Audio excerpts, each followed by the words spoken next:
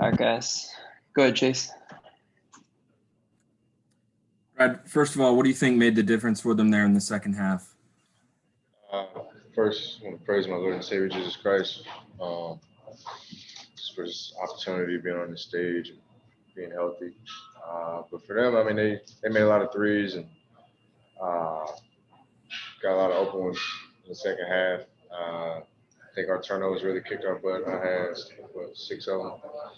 I mean, we're not gonna win a game like that. So, we had 15 total. So yeah, we gotta take care of the ball uh, a lot better than what we did, and get back and play defense. Fine, guys.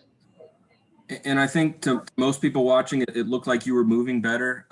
Maybe the 2 days rest made a difference. Did it feel that way? Did it feel like you're better with your hamstring right now? Oh yeah, I mean it's trending in the right direction, so it's always a positive. And then you have a couple days off. So we got another 2 days before we play again. So that was always beneficial. And I'm definitely utilizing every single day and moment to treat it and make sure it's close to 100 as possible when I step on. Ava. Brad, in a game where it seemed like it was kind of attention to detail across the board that was a little lesser than Philadelphia maybe, and it not necessarily one thing, how do you prioritize going into game two? I mean, you understand what their who their guys are and what they're capable of doing. Obviously, as the series goes on, you become more acclimated with guys and their tendencies and what they want to do. But for the most part, a lot of our guys haven't been in this situation. A lot of our guys haven't been in this. So this is very.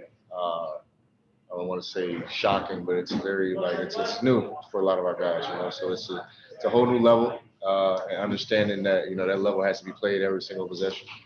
And I think it's kind of us getting our feet wet a little bit here. So we'll definitely have a different mindset and mentality game two. And each game you make adjustments. Tobias had it going earlier tonight. Second half it wasn't the case. So it's just a matter of just staying with it, staying engaged, and understanding that Joel's going to be their horse. Who leads them. They got a lot of pieces around them who can really fill up the stat sheet too. So Tobias is that guy tonight, so we can limit him, and I think we'll be good.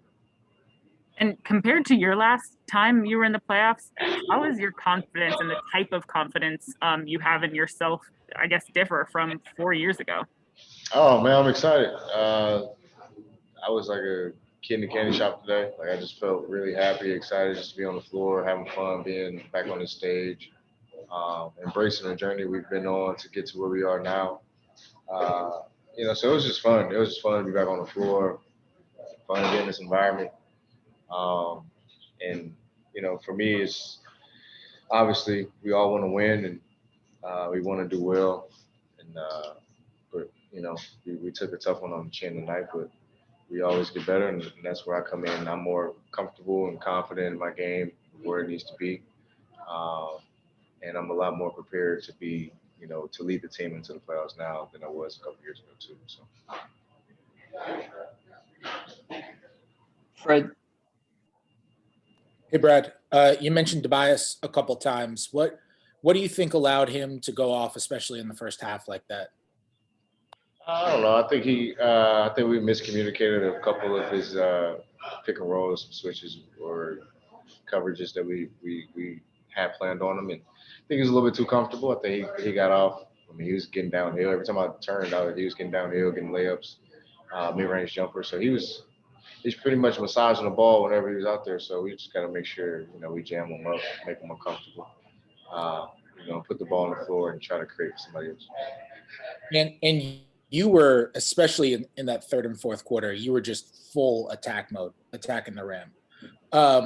Was that a goal for you going into the matchup, or was that just kind of you reading the game and seeing where they were playing you? A little bit of both. I watch film from the last couple of times we played them, and obviously I want to take advantage of all the opportunities that I get, which I can be open. It's tough. You got Ben Simmons, 6'10", guarding you, and I'm running right into a 7-footer all the time. So I definitely gotta pick and choose my spots and when and where not to be aggressive. I mean, Ben's an aggressive defender, so you obviously have to be cognizant of that. And For me, it was attack. I know Joel had 3 fouls.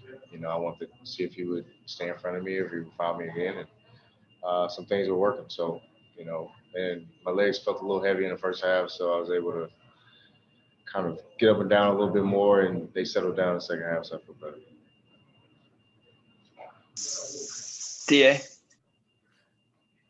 Brad, you've been in a lot of these playoff series, but when it's your first time, what is it? How do you avoid kind of getting overwhelmed by the moment? Oh, it's tough, especially with the crowd, because we haven't had a crowd all year. The crowd definitely plays a factor, especially here in Philly. Their fans are rowdy, so it's tough. I mean, you just got to settle in. You got to understand that it's just another game. It's as big and as intense as it is. It's another game that we all have the skill and ability to go out here and play. At the highest level. So enjoy it. I think a lot of times we're so focused on the game and so headstrong or doing well that we lose sight of having fun. This is what we all worked hard for at the end of the year. During the year, off season, preseason to now. This is what we work for. So let's enjoy it. Enjoy our journey. A lot of teams didn't think we'd be here. So understand that and be prideful in that and take that onto the floor with you. I mean, it's definitely, it's not going to be easy. I mean, because everybody's level of play has to rise up. And guys will start seeing that as games go on and series go on. So it's imperative, man. Just relax in, settle in, and be confident in yourself and have fun. That little stretch in the third where it looked like, I don't know if the doubles were late or if Embiid was just looking over them, but they were able to get Curry a couple of looks. They were able to get Danny a couple of threes that kind of got them the lead. Is that small attention to detail? How do you kind of emphasize that you can't take a possession off against these guys? Well, a lot of those were off my turnover. So, that's on my back and on my shoulders. I got to take care of the ball, make better passes, make smarter decisions. I think a lot of those led out to transition threes in which we had to scramble, got guys mismatched with guys. So our defense is predicated on our offense. We get up a shot every time. We love the fact we can get our defense set, but if we're turning the ball over, they're pushing it, and they got guys who can flat out shoot, across the board. So, respectfully so, we got to be a lot better with that and taking care of the ball, but understanding that, this is something they do. They're going to fill up the stat sheet with threes, and they're going to take a lot of them. Matt Paris. So Brad, you guys shot 56%. You got Embiid into foul trouble. I mean, and you guys played it seemed like a pretty high level in stretches. I mean, does that make this one tougher to swallow, or because there's areas you can identify, okay, we need to get better in this, and this, that it's easier to kind of handle? I don't know. It's both. I mean, we always feel like we can win the game. I damn sure do. I'm always confident in investing in myself, and I believe we're in every game. We definitely, I think we had the reins on it tonight, and we let it slip in that third. I think when they start getting out in transition and hitting those threes, it kind of dismantled us a little bit. But I mean, even then, we stayed in the game. We got stops. We were still, within the arm's reach of really pulling it out. So, it'll be better as the series go on. We'll make the adjustments, the proper adjustments, and we'll be ready. We'll be ready game 2. Last question to Christos. Hey, Brad, hope you're doing well. Despite the results, what did you see that made you optimistic about the game 2 and the rest of the series? We didn't play great at all, and we were still in the game. We still have opportunity to win. I think that's what kind of keeps me going and keeps me motivated. Is the fact, I don't think I played great. I don't think I had a good game. So I think we still got a couple levels we can tap into, and from everybody across the board. And I think that's the team we were at the end of the season. How we finished off, we didn't necessarily have that same intensity tonight. And so we gotta get back to that and understand that these games are, man, A++ level. So we gotta bring it every night, and it's up to me, up to Russ, and making sure that our guys are ready to go. And how important for you is to approach the game to us the most important game of the series? Because if the Sixers made the 2-0, it's going to be a little more difficult. Well, I mean, every game is tough. It's the playoffs. But all you do is take it a game at a time. You can't look down the road and you can't look back. I mean, what's happened has happened. We don't have any control over what's going to happen tomorrow. What we do have control over what happens today and our energy and our focus and effort and everything of that nature. So, you know, we take it on the chin tonight.